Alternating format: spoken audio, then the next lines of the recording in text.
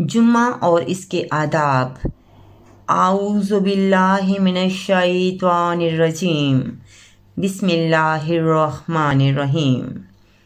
हज़रत अबू हुरैरा रज़ियल्लाहु ताला अन्हु बयान करते हैं कि हज़रत सल्लल्लाहु अलैहि वसल्लम ने फरमाया, दिनों में से बेहतरीन दिन जिसमें सूरज चढ़ता है वो जुम्मे का दिन है। इसी दिन आदम पैदा किए गए, इसी दिन जन्नत में ले जाए गए और इसी दिन जन्नत से निकाले गए। हज़रत अबू हुरैरा रज़ियल्लाहु ताला अन्हु बयान करते हैं कि हज़रत सल्लल्लाहु अलैहि वसल्लम ने एक जुम्मा के खुतबा में फरमाया, ए मुसलमानों, इस दिन को अल्लाह ताला ने तुम्हारे लिए ईद बनाया है।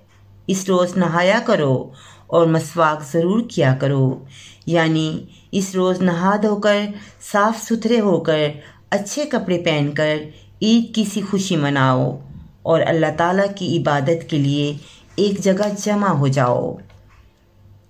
हज़रत अमार बिन यासर बयान करते हैं कि मैंने हज़रत सल्लल्लाहु अलैहि वसल्लम को ये फरमाते हुए सुना था कि इंसान का लंबी नमाज पढ़ना और मुख्तसर खुतबा देना इसके फ़हम व फ़रासत की दलील है।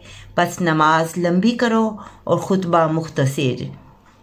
हज़रत अबू हुरैरा रज़ियल्लाहु ताला अन्हु बयान करते हैं कि हज़रत सल्लल्लाहु अलैहि वसल्लम ने जुम्मा का ज़िक्र किया और फरमाया, इसमें एक ऐसी घड़ी आती है कि जब मुसलमान को ऐसी घड़ी मिले और वो खड़ा नमाज पढ़ रहा हो तो जो दुआ मांगे वो कबूल की जाती है। आप सल्लम ने फरमाया हाथ के इशारे से कि ये घड़ी बहुत ही मुख्तसर होती है। अल्लाह ताला हमें जुम्मा की आदाब और जुम्मा की बाबरकत दिन को समझने की तौफीक दे। अल्लाहुम्मा आमीन।